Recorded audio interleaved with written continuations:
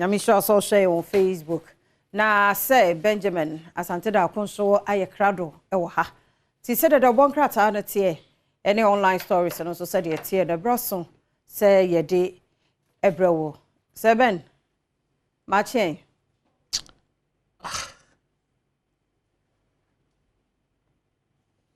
Ede na abo hu.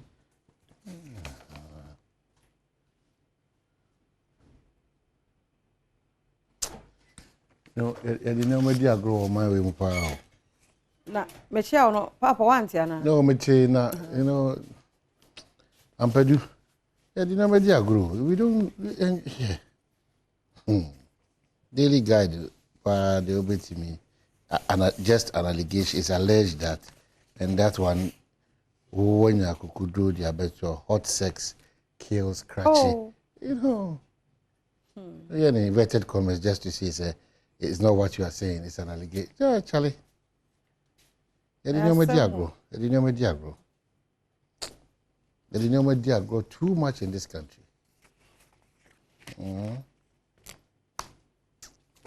Anyway, it's a Tuesday, the 6th of September 2022.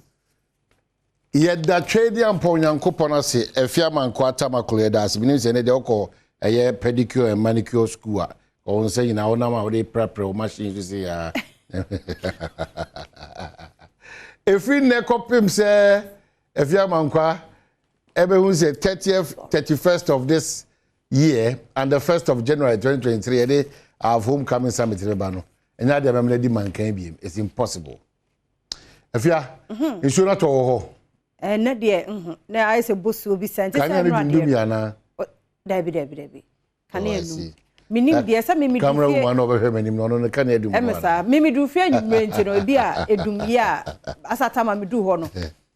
Eh, can I Bedua with ya and a nina be I believe with us a weird manner. Some Pedua Cassim we pie and Anopedia, Untibintia. Some Pedua Cassim and Anopedia, Untibintia. So what? And Paduch them say, and no one a problem.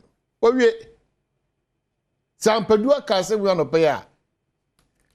I would only wait with the mafia, no fear to back. Oh, the mama, I'm feel my yeah, child of pay.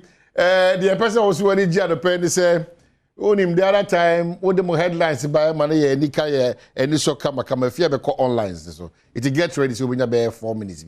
Now, what media here also online stories apart from the also front page stories apart from the Edinburgh and Anope.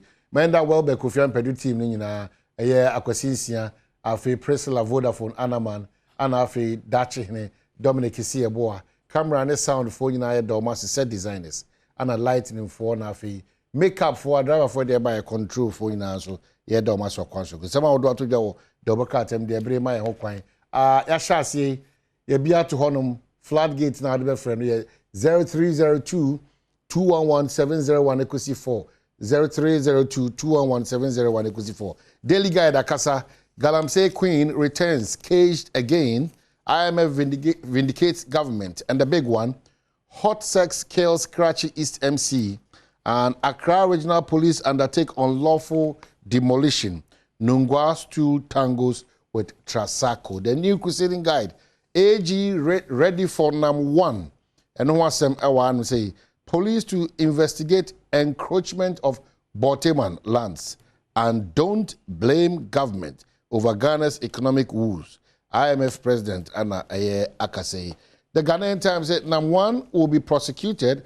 Case docket almost ready for court. Attorney General Godfrey Dame Akasa surcharge public officers for irregularities and once about protesters ask Auditor General to crack whip.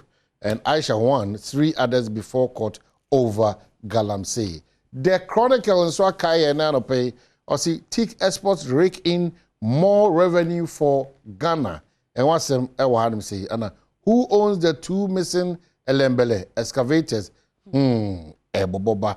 People now my attention to Aisha one. I was sneaking back into the country Ghana. I feel anyone say, NAM1 faces prosecution. Docket ready, Attorney General Godfrey Dame Anaka say IMF due by December Kristalina Georgieva and also akase and exercise powers of surcharge coalition to Auditor General and Aisha Juan remanded for illegal mining. Daily Graphic is so the no about. Me we say online Adom online for you banks procure armored bullion vans to protect money and lives. Ampa ujina multimedia any man say if you are because of we say bullion vans na etwa mini ones be one man. A me pampi the yeah I'm bedo hori. Enti adomonline.com said your mind ne kwabna sante e de atu edwa no wo betie bullion van bi e kwon ba bie na konfo akotata obo otuo wo okum nipa no ne ade efesika konje se de ye kra dodo aba se de bebo ye sika ne nipa eho ban itu ba adomonline.com e wa ha asha wan so e de ya ya kire no so e wo animo ha na ye bansem foforo mu a 25 senior prison officers and so ene yabma womo ahoma so ya promote womo ni nyina wo adomonline.com ena feora ken na shibese enye se yo mo de se ye twa obi sim card mu ana bibi etesa eno so emu nchire mu adomonline.com so e de aba anope no ra hakma wusu agema ne yire every month so no 1 week ho nsa mo ba adomonline.com so a eno so animo ha e wo ahase ye be call myjoyonline.com na ho so yakwa akohwe ensem ahodo ya no pay wo ba ni mo ha no so a ubehu ti eno ho ensem eno no ya nyabre na call ye online portals no na ubehunu ensem ahodo ebi Auditor General's report. Follow the money and you will discover the man crown what croinism ti Martin Pebu ono so edie anopay okomwa obete emu ensem.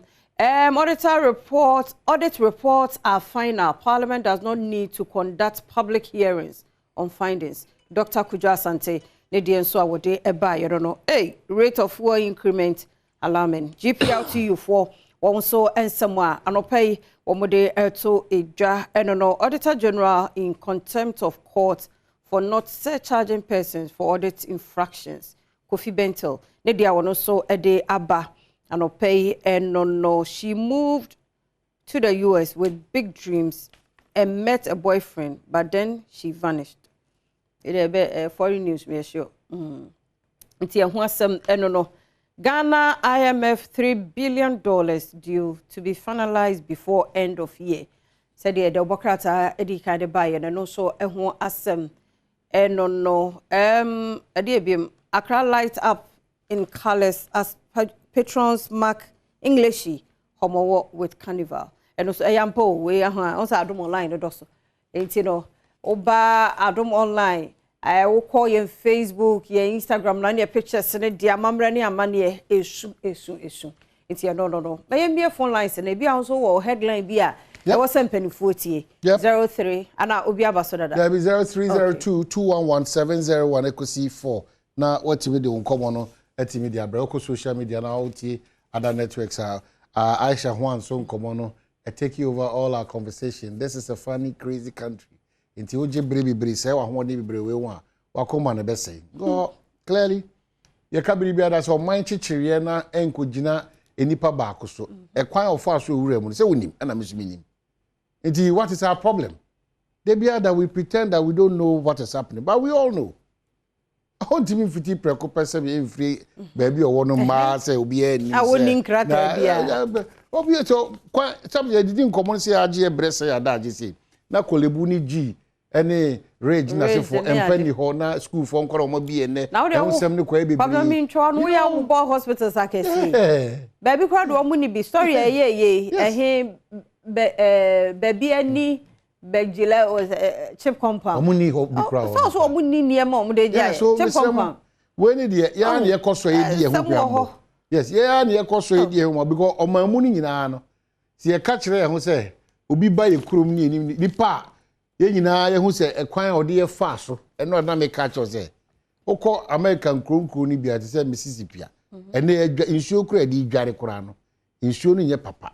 Nti yesu dware kura no wakata wano nyesa ibi ko onuma no chi asefofo ye kra de wonsuo ni bi ya nkasa ye tu sei no ye tu fo magudie sei insuo no ye okwan wo de tu fo magudie ya kan ka obi amfi de o hye mmra no ana ye saa de no ye so ye tim no so ye take advantage nti ye san ko fuko we ya ko no nsuo no atifi eba na afo bebusa se hwan na wo nsuo na o pese mi yiwa no sese eh asemo nti ha adwene machi mini apop ti sen Bacha boko ramzo o nyame adom bibia kama e de nyame mba me de ne galamze issue no o de ne dey galamze issue yes yet you bacha say ensase ndinka e magin pa dia enkalanse ntie ntwom because mo bi lances a on transe bi on fanko dinkwa ana on fanko bugozo ana so nya lances ono so ko no de prata no komana na no so ni say no kure say no kure ndinka lances bi ntie ntwom obi anya lances so be mining proper man te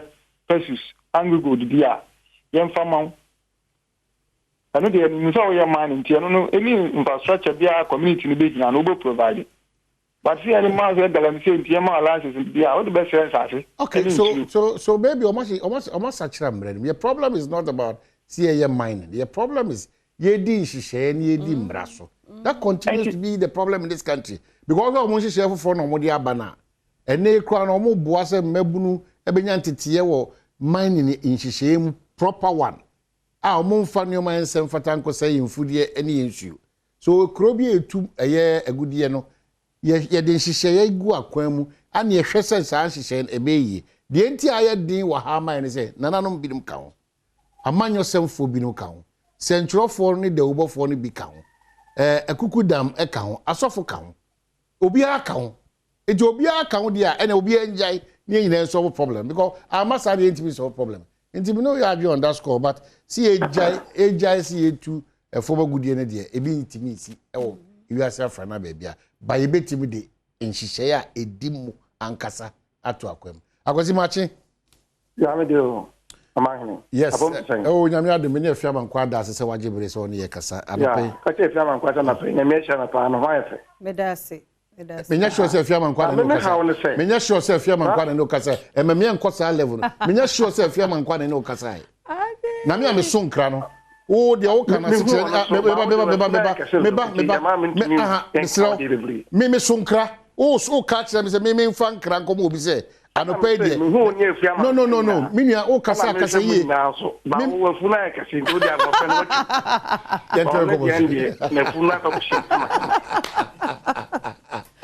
oh my goodness ko ourselves akwasi bi dance okay na ma tell me how to say that enquanta MC no e ba no say no hotel and if they are go wada oh dabi na say akwasi men catch na mua akwasi we kwa da wada ma akwasi ko da ho kana say ko ya diru ho akwasi we wada ma bia woni ko fosi na ko na wo ama dabi but if they bia nka ho na ko wada hotel dabi wada ma akwasi men ko tubu onko park no so onti ase ase ye nkire wase bra no enyuma bia nipa binim ye including ye sentrofo no yetu kwan eko Ghana miamia bi na okwa uni baby a odenti hotel ya hoje bia etu kwa okobutu okakra na ade echi a na ba ko mienu miense bi na okọ baby wa bigini so bi da wakọ baby a obusu afie bi akra ni ho oyonko bi ani ho baby a obeti bi akoda ye hotel emma ne nye ti se de okoda hotel na yemfom so o ya sa pe na eze won so no o ya atinkomo no so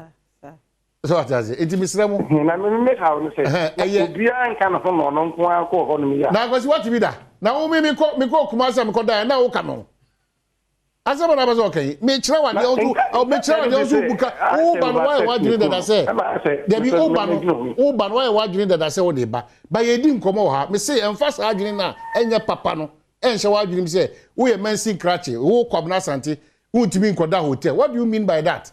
Let's speak to the realities. Let's not trivialize because ebushia bi na ahwere this year, Ghana na ahwere this year. You cannot. So over can start na other you need to go to that hotel na. Ana Ghana hotel there from so ana. Let's not do that. On tiasi am tiasi. Ononko ana koye. One being in physical. Ko ya mama na responsible. What is this? Yeah.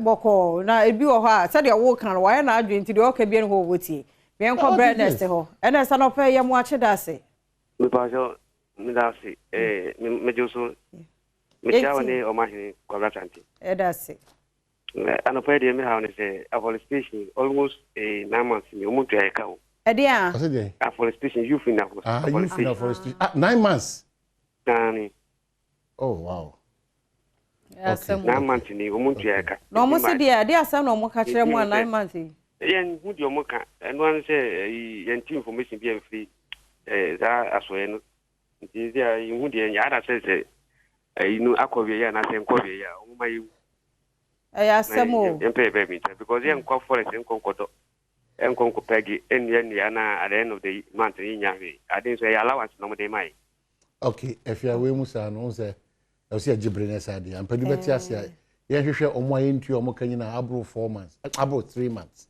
in the system matese ambulance service for so omo ya adwuma wo no omo ka ho napkofo abeka ho sa o se ayifu nso abeka ya samo so nti ya hwehwe sankofo nyina akira kwan na yentimi ni nkomo no yentwe aba adwene sisu se tese ya medwen ho amenti ase ya bi ni mo aka adwen so be ya adwuma ni entwa wo ka man no ye kan ko ne ni kredie no eka akiri no ise se me ya adwuma se me bosome minu kurampo na ta ketua ne ma menu kredie ne ma wo keka no etima fom tise obi ya adwuma bosome enum eko enan eko 1 year eko enti adwuma be na wo ye enti dia na wo special nipa no obeye o dia na special nipa no me question is say dia asema because wuntimi nya na o te adwuma no ye dey ba se na me ka se esese ye ti ase se napo ehihye egu akwam se busumi bi ase etu omuka enti dia na si omo exit no na nipa bi ni mo ho no ma still into omuka 8 months 6 months 5 months so I'm saying say